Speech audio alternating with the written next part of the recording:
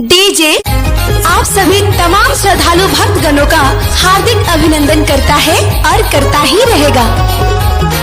संतोष कुमार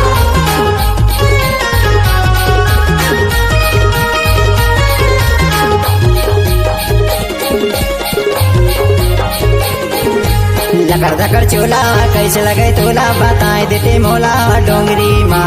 लकर धकर चोला कैसे लगे तोला बताए देते मोला डोंगरी माँ। डोंगरी माँ जोड़ी चल जाओ घूमेला डोंगरी माँ वो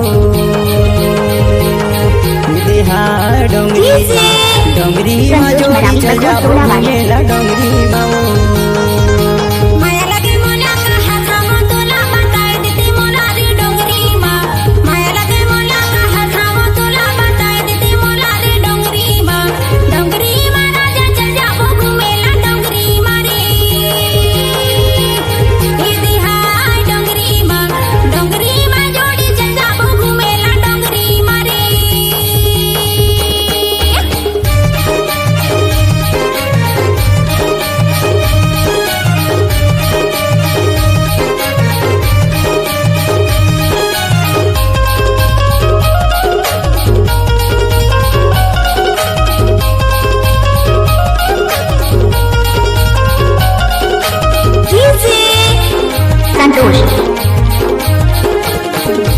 जामुने पाके झोपा के झोपा वो झोपा के झोपा। जामुने पाके झोपा के झोपा वो झोपा के झोपा। कहा मौला बाला के दहेज धोखा है डोंगरी माँ। कहा मौला बाला के दहेज धोखा है डोंगरी माँ। डोंगरी माँ जोड़ी चल जाओ घूमेला डोंगरी माँ वो। डोंगरी माँ जोड़ी चल जाओ घूमेला डोंगरी माँ वो।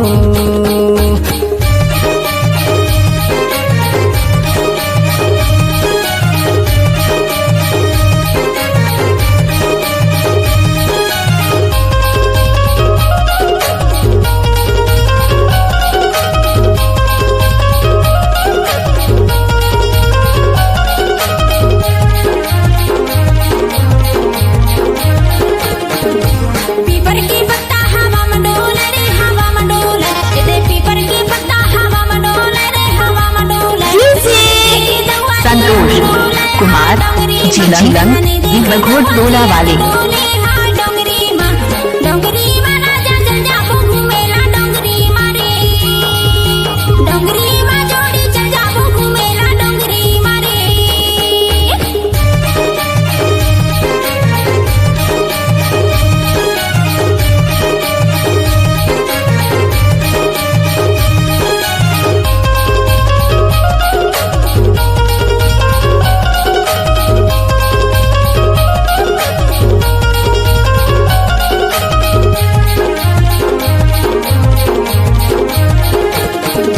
सेमी के झंडा ओलात रहे थे वो ओलात रहे थे।